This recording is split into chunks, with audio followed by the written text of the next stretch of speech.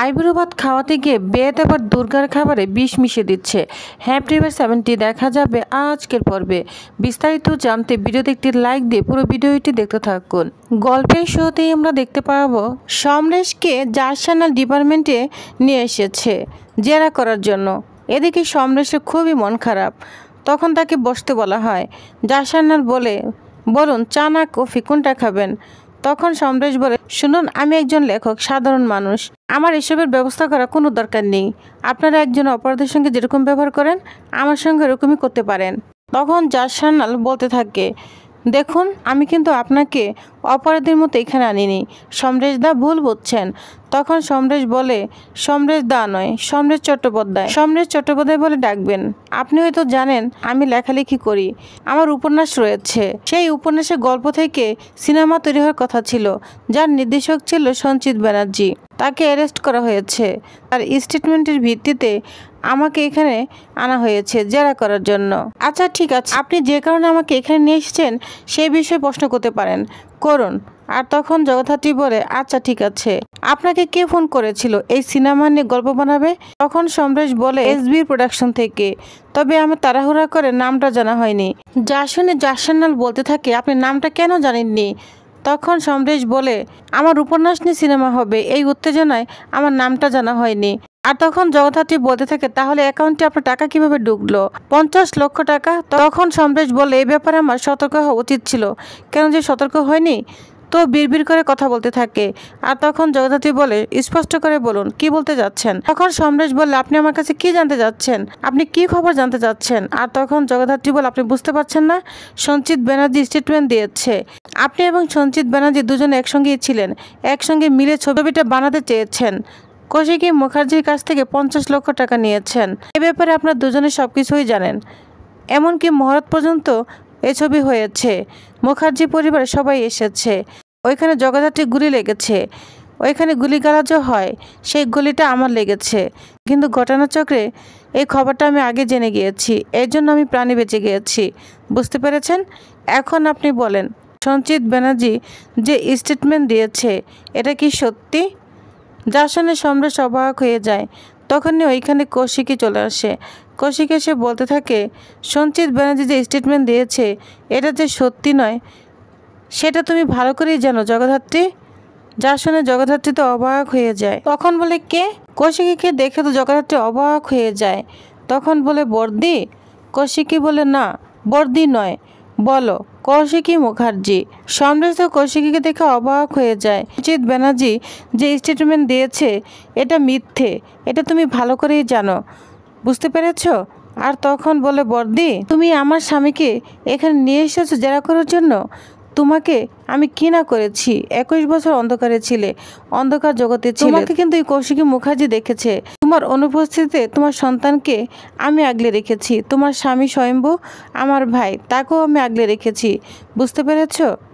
আজ তুমি আমার ভাইয়ের বউ হয়ে তুমি আমার স্বামীকে জেরা করতে এনেছো, এটাই কি পুরস্কার? তখন বলে, বর্দি আপনি আমাকে ভুল বুঝছেন, এটা তো আমার ডিউটি। বলুন। তখন বলে, হ্যাঁ তোমার ডিউটি। এত বছর ধরে তোমার জন্য সম্পর্কগুলো আমি নষ্ট করেছি।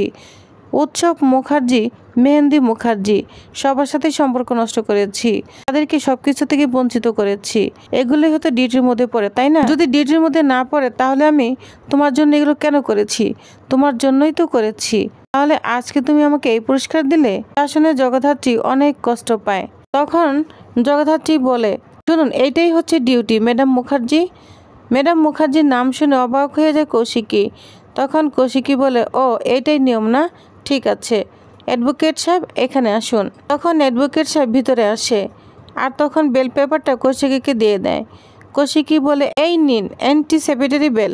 আমার স্বামীকে আমি নিয়ে যেতে এসেছি, আমার স্বামীকে ছেড়ে দিন, বাড়ি নিয়ে যাব। আর তখন জগদ্ধাত্রী বলে, ও বর্দি তাহলে সব নিয়ম মেনেই এসেছেন তাই তো? তখন বলে, হ্যাঁ, তাছাড়া উপায় কি? তুমি যেহেতু আমার স্বামী সমরেশকে এখানে নিয়ে আসতে পেরেছ, তাহলে কি আমি আমার স্বামীকে ছাড়িয়ে আনতে আসবো না? অবশ্যই আসবো, সে আমার স্বামী হয়। তাহলে যাই হোক সমরেশ, চলো, বেশিক্ষণ এখানে থাকলে তোমার দম বন্ধ হয়ে যাবে, তো চলো তুমি তাড়াতাড়ি এখান থেকে চলো। আর শুনুন জার্সানাল, আমি কিন্তু বাইরে প্রেস মিটে নিয়ে এসেছি, এখানে নিউজ ছাপা হবে, বুঝতে পেরেছেন? তখন জগদ্ধাত্রী বলে, বর্দি আপনি কেন এসব করেছেন? এটা তো পার্সোনাল ছিল। তাহলে?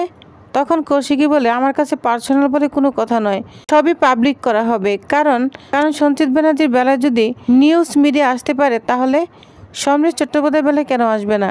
নিউজ ছাপা হবে। সত্যিকারের নিউজ ছাপাই হচ্ছে আমার লক্ষ্য, বুঝতে পেরেছ? তখন জগদ্ধাত্রী অবাক হয়ে যায়। সমরেশ, তুমি তো রক্ত মাংস নিয়ে কোনো উপন্যাস লেখনি, কৌশিকীকে নিয়ে লেখো। আর জানো তো তোমার কৌশিকী এই মেয়েটার জন্য কি না করেছে? এই মেয়েটা আজকে আমাকে ম্যাডাম মুখার্জি বলে সম্বোধন করলো, বুঝতে পেরেছ?